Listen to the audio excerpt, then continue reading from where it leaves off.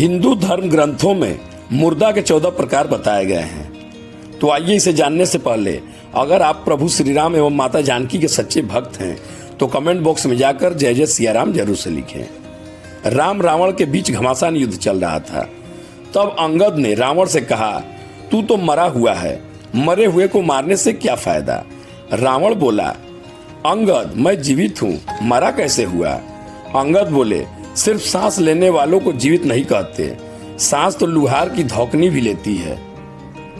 तब अंगद ने मुर्दा मरे के समान के 14 प्रकार बताए। कौल काम बस कृपनी विमूढ़ा, अति दरिद्र अजसी अति बूढ़ा, सदा रोग वश संतत क्रोधी, विष्णु विमुख श्रुति संग विरोधी, तनु पोषक निंदक अधखानी, जीवत 100 सम 14 प्राणी। नंबर 1, वासना से लिप्त। जो व्यक्ति अत्यंत भोगी हो, काम वासना में लिप्त रहता हो, जो संसार के भोगों में उलझा हुआ हो, वह मुर्दे समान है। जिसके मन की इच्छाएं कभी खत्म नहीं होती और जो प्राणी सिर्फ अपनी इच्छाओं के अधीन होकर ही जीता है, वह मुर्दे समान है। वह आध्यात्म का सेवन नहीं करता है, सदैव वासना में लीन रहता है। नंबर 2, वाम मार्गी।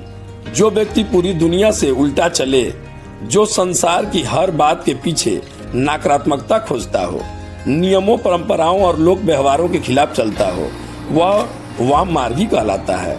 ऐसे काम करने वाले लोग मुर्दे समान माने गए हैं। नंबर 3, लोभी। अति कंजूस व्यक्ति भी मरा हुआ होता है। जो व्यक्ति धर्म कार्य करने में, आर्थिक रूप से किसी कल्याणकारी कार्य में हिस्सा लेने में हिचकता हो, दान करने से बचता हो, ऐसा आदमी मुर्दे के समान ही है। नंबर 4, अति दरिद्र। गरीबी सबसे बड़ा श्राप है। जो व्यक्ति धन, आत्मविश्वास, सम्मान और साहस से हीन हो, वह भी मुर्दे ही हैं। अत्यंत दरिद्र भी मरा हुआ है। गरीब आदमी को दुत्कारना नहीं चाहिए क्योंकि वह पहले से ही मरा हुआ होता है। दरिद्र नारायण मानकर उसकी मदद करनी चाहिए। नंबर 5, विमूढ़। अत्यंत मूढ़ यानी मूर्ख व्यक्ति भी मरा हुआ ही होता है।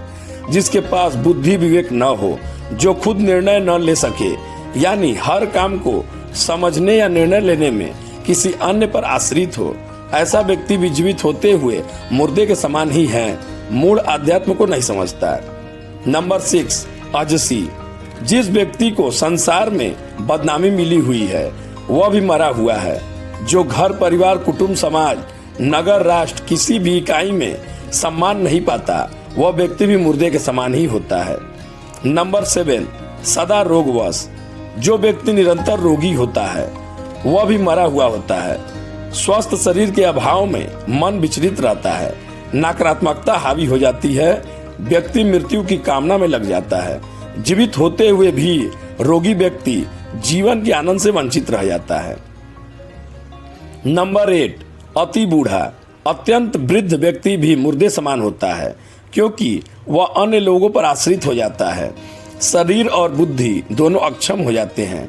ऐसे में कई बार वह स्वयं और अपने परिजन ही उसकी मृत्यु कामना करने लगते हैं ताकि उसे इन कष्टों से मुक्ति मिल सके। नंबर 9, सतत क्रोधी। हर समय क्रोध करने वाला व्यक्ति भी मुर्दे के समान ही है। ऐसा व्यक्ति हर छोटी बड़ी बात पर क्रोध करता है। क्रोध के कारण मन और बुद्धि दोनों ही उसके नियंत्रण से बाहर हो जाते हैं। जिस व्यक्ति का अपने मन और बुद्धि पर नियंत्रण न हो, वह जीवित होकर भी जीवित नहीं माना जाता। पूर्व जन्म के संस्कार लेकर वह जीव क्रोधी होता है। क्रोधी अनेक जीवों का घात करता है और नरकगामी होता है। नंबर 10, अधखानी। जो व्यक्ति पाप कर्मों से अर्जित धन से अपना और अपने परिवार का पालन पोषण करता है, वह व्यक्ति भी मुर्दे के समान है।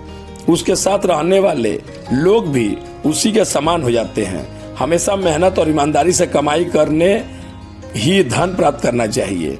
पाप की कमाई पाप में ही रह जाती है और पाप की कमाई से नीच गोत्र निगोद की प्राप्ति होती है। नंबर 11, तनु पोषक।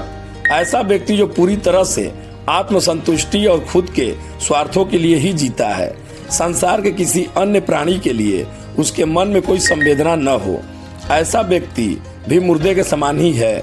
जो लोग खाने पीने में, वाहनों में स्थान के लिए हर बात में सिर्फ यही सोचते हैं कि सारी चीजें पहले हमें ही मिल जाए, बाकी किसी अन्य को मिले या न मिले, वे मुर्दे समान होते हैं। ऐसे लोग समाज और राष्ट्र के लिए अनुपयोगी होते हैं।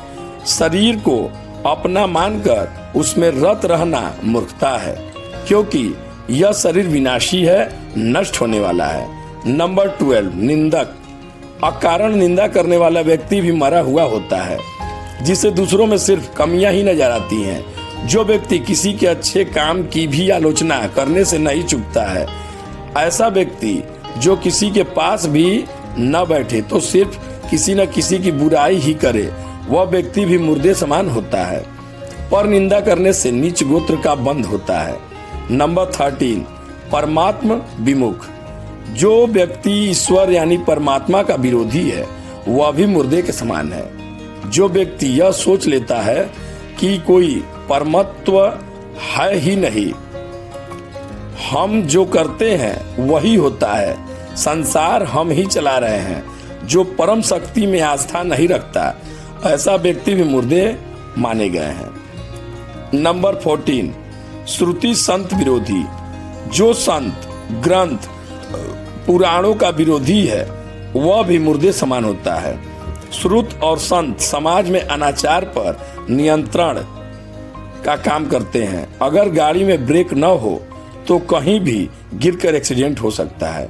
वैसे ही समाज को संतों की जरूरत होती है, वरना समाज में अनाचार पर कोई नियंत्रण नहीं रह पाएगा।